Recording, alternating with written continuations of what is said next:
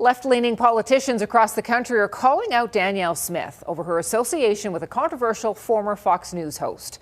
Smith spoke at 2 Tucker Carlson events Wednesday and reportedly even had dinner with the right-wing news commentator. As Tim Brooke reports, many believe that warrants an apology and a condemnation.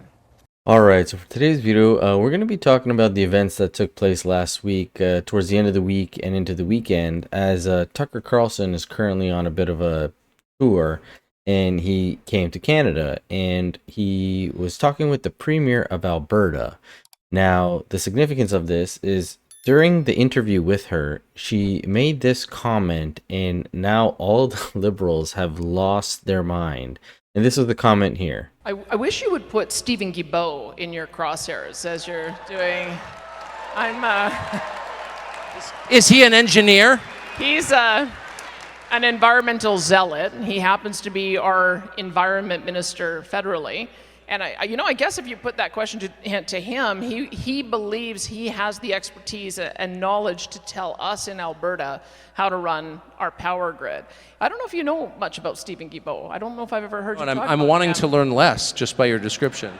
Now, if you missed that, she simply said to Tucker that she hopes that he puts Stephen in his crosshairs and kind of looks into him, as Stephen has all these wonderful ideas of renewable energy like solar, hydroelectric, and wind for these prairie provinces, even though they just almost lost their power a few weeks ago with the extreme cold. And her simply trying to bring this to light, this is what the Liberals had to respond with. And what was it? So I'm here with my colleagues, Liberal caucus members, ministers all, to talk about what happened last night in Edmonton when the Premier of the province of Alberta, Danielle Smith, invites Tucker Carlson right into the heart of my riding. You can tell a lot about a person by the company they keep.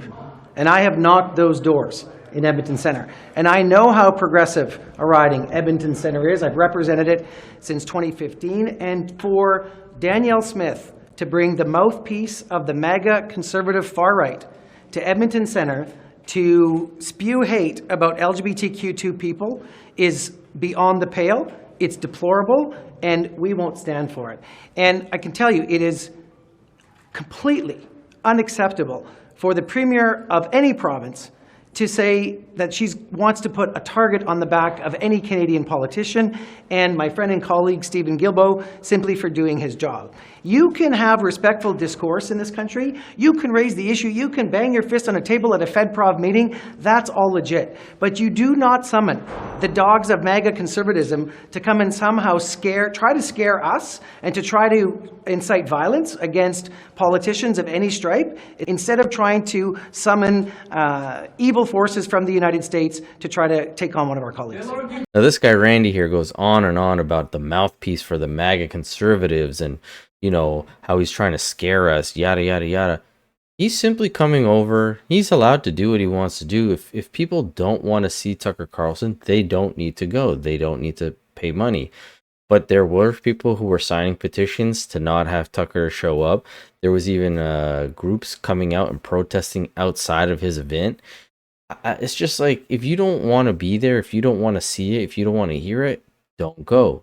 Simple as that. But to try to shut down somebody from coming and talking to people who do want to see them, who do want to listen to him, a little bit questionable. But now I'm going to be playing Stephen's response to one of the journalists asking him, well, what did you think since this was directed towards him? And he talks about the harm and the violence that's targeted towards him. And even one of the other journalists says, well, what violence are you talking about? How were you targeted? And Minister Guilbeault, I mean, you're the minister that, as your colleague was saying, was targeted. I mean, how do you feel about your name being brought up? I mean, this goes beyond me and the fact that I was targeted last night at this event. This increases political violence against everyone who runs for office in this country, whether they're doing it at the municipal level, at the provincial level, or at the federal level. As my friend and colleague Randy said, like, we can have differences of opinion. We can bang our fist on the table when we meet. We can have strong disagreement. But to incite violence against people who disagree with you, that's not how things should be done in Canada. Can you clarify what is the violence? What is the violence? I think the minister also said this in French. What is the violence that they are bringing to Canada? What is the political violence that you're talking about, just to be very clear? Well, to put a target on someone's back, for example. No, this is what these guys are freaking out about. Her simply saying, put him in the crosshair. Again, it's not like Tucker Carlson is a hitman. She's not actually hiring him or saying to go harm him or do anything to him. She's simply saying, look into this guy, because for him to have the past like he does, where, you know, the Green Party activist, he got arrested, and now he's in Parliament as the environmental minister with these ideas on what the prairies in those areas of the country should be doing in terms of their power. Yet she goes on to kind of explain that she thinks that the disconnect is these people are too urbanized and don't understand how things actually work. Well, one thing I find so offensive, I mean, you talk about the disrespect to our province. This is a guy who is an environmental advocate. He's best known for scaling the CN Tower in opposition of fossil fuels when he was working as an environmental advocate.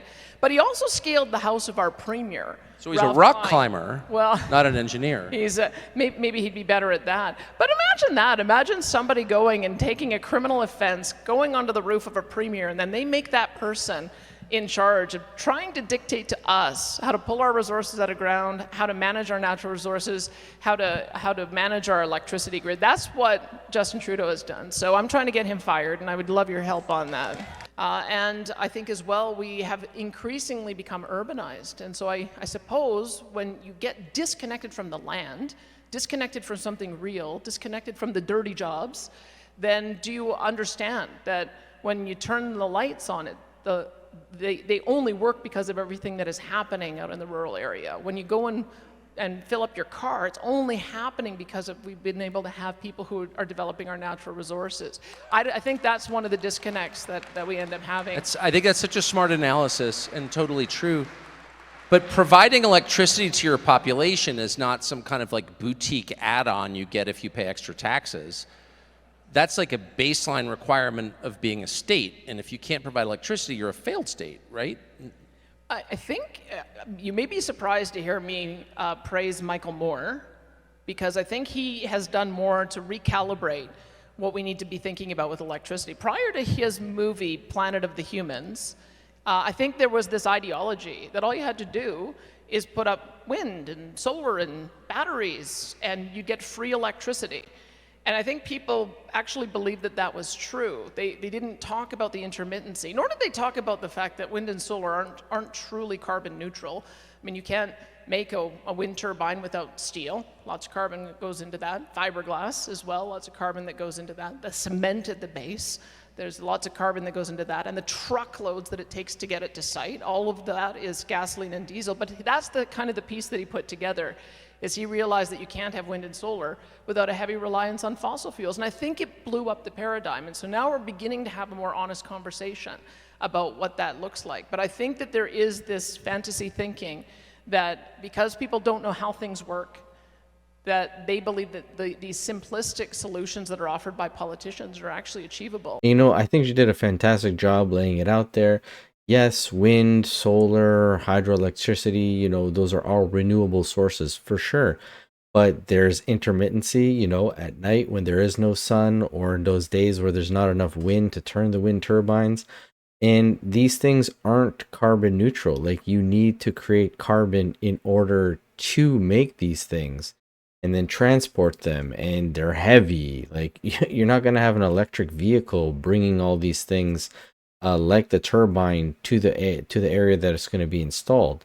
And this is exactly what Pierre was talking about in the House when he was trying to tell Trudeau, like, you can't add this triple carbon tax or the quadruple carbon tax in this clip here. We shouldn't have to import any food. But here we are, more dependent on the rest of the world because the Prime Minister punishes the very farmers who try to feed us every day. And this tax compounds again and again and again. It's a tax that doesn't apply once, like, for example, the sales tax. It applies sometimes on a single product. It can apply 20 or 30 times. It applies, for example, when the farmer buys the fertilizer. Well, that fertilizer has already been carbon taxed. And then he has to bring the seeds to his field. Well, the transportation of those seeds has to be carbon taxed. And then when the harvest comes out and he brings it in from the field, he has to be carbon taxed to dry those grains.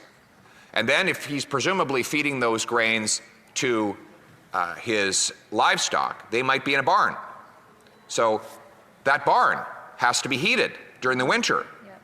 And so the barn is carbon taxed. And then when those, let's say that they're hogs, when they are slaughtered, the slaughterhouse is carbon taxed.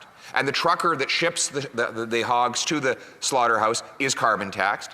And then when the final cuts of pork are packaged and put in a truck to go to our grocery store, that truck is carbon taxed.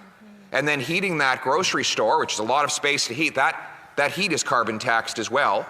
So by the time that piece of food gets onto your plate, it may have been carbon taxed 15 or 20 times. And you wonder why we've had the worst food inflation in 40 years after 8 years of this Prime Minister. You wonder why food is so much more expensive in Canada than it is in the United States. But hey, these politicians love to spout all this, oh, you guys got to be carbon neutral, try to lower your carbon footprint. Then again, Trudeau takes $80,000 trips to Jamaica and is flying around on private jets. So, you know, who am I to say anything? But as always, I'd love to hear from you guys. Let me know in the comment section below what you guys thought about this one. And as always, I'll catch you guys on the next one. Thanks so much.